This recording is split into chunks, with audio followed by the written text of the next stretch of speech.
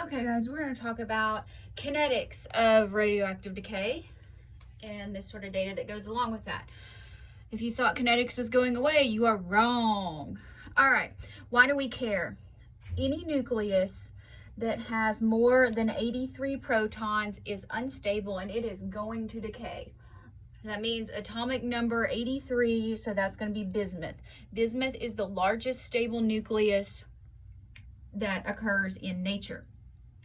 Now, let's think about kinetics. All of our radioactive nuclei, what are our choices for kinetics? Zero order, first order, and second order, right? Okay, well, fortunately for us, radiation all occurs the same way. So decay is always according to first order kinetics, so that helps. So we're gonna write this as the rate equals the rate constant K times a capital N, where N equals the number of radioactive nuclei that we have, and then K is obviously the rate constant.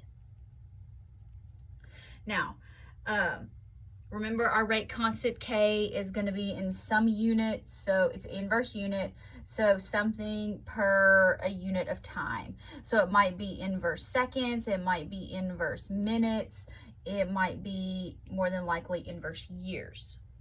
So just remember that for your units, refresher on kinetics. So half-life is something we also like to talk about when we're talking about radiation. And this is probably where you've heard of half-life before. So refresher, half-life of first order reactions, 0.693 divided by K. All right, so you have some nuclides, so some nuclei, they're going to decay quickly. If they decay quickly, that means they have a very large K and a short half-life. These nuclei are what we call very active. So an example here would be radon, which is atomic number 86. That's an 8. 86, and this one's going to weigh 220. So radon 220 has a half-life of 55.6 seconds. So that it shows up and it's gone very quickly. Then you have some nuclides that are going to decay very slowly. So when they decay slowly, they have a small or very small K and a long or very long half-life. So we call these less active. Example here, uranium-238, uranium's atomic number 92, has a half-life that is 4.5 billion years. So that's a long time. Okay, now, just a refresher here that when you have two half-lives, so one half-life plus another half-life, does not equal one whole life. So that means a sample does not decay to zero in two half-lives. So think about what half-life means. It is the time that it takes for half of what you have to begin to decay. So it's easier to kind of see this graphically. So let's look at radon 220. This is something that's very active. So here we're just going to round. Here we said it's 55.6 seconds. But, you know, for the sake of rounding, this just makes things easier to look at on the graph.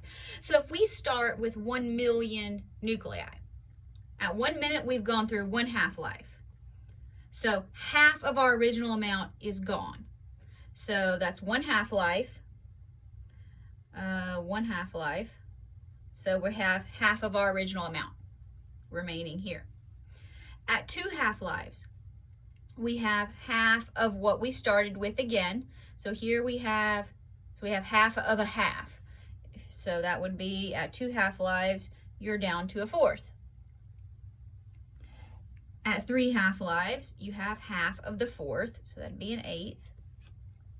At 4 half-lives, you have half of an eighth, that's a 16th, and on down the line. So you can see here that in order for this to decay pretty much to 0, you need to go about 6 half-lives. So that's a long time, especially when you're talking about 4.5 billion years, and you need 6 of those. So long time. So that kind of makes a difference. But so it doesn't decay in 2 half-lives. Half-life is what is remaining. Half of what you have is decayed. So back to a rate calculation. We can actually calculate how long it takes the species to decay.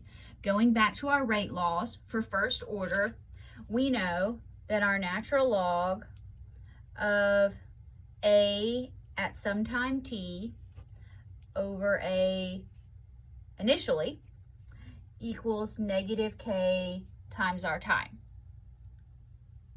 So what we can do is, instead of A for amount, since we're using radioactivity, we are going to say the number of nuclei instead of a concentration. So what we're going to get is natural log of our nuclei that remain at some time over our original nuclei equals negative kt. Or you can have it as we can kind of derive this here. So if we get rid of the natural log, we can say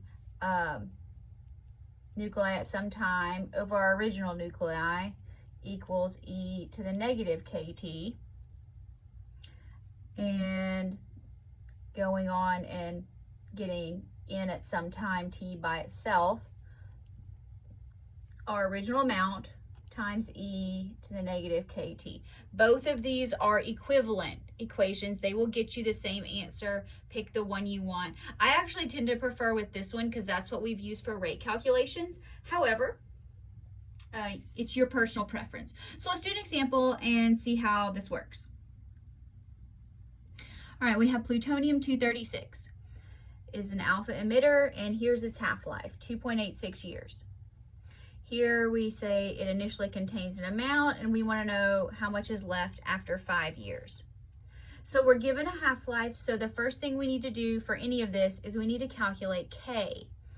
So if our half-life, remember that's 0.693 divided by K.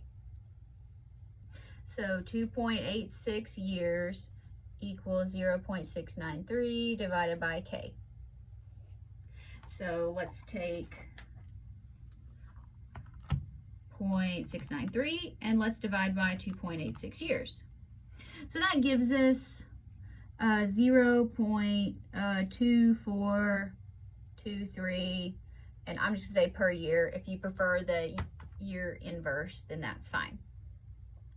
All right, now I'm going to use this this method. It's what I prefer, but you can use the other one and it will work fine. Over N0 equals negative KT.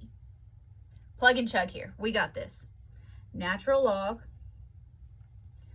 N sub T over our amount that we had initially, 1.35 milligrams. Go ahead and put your unit on here because you're gonna need that later. Negative K, so 0.2423 per year times what we're given in our problem, 5 years. Okay, so now it's just a matter of solving the log here. All right, so let's get an answer. So times 5, and we need to take the negative of it. So now I'm going to say times -1. Ooh, not 11, just 1.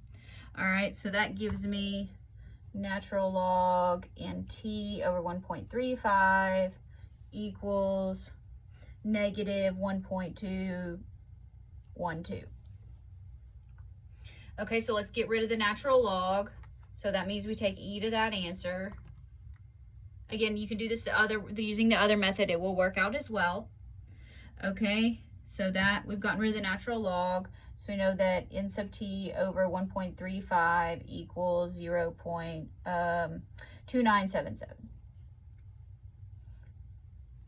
Now multiply by your original amount, which was 1.35 milligrams. Make sure I got that right.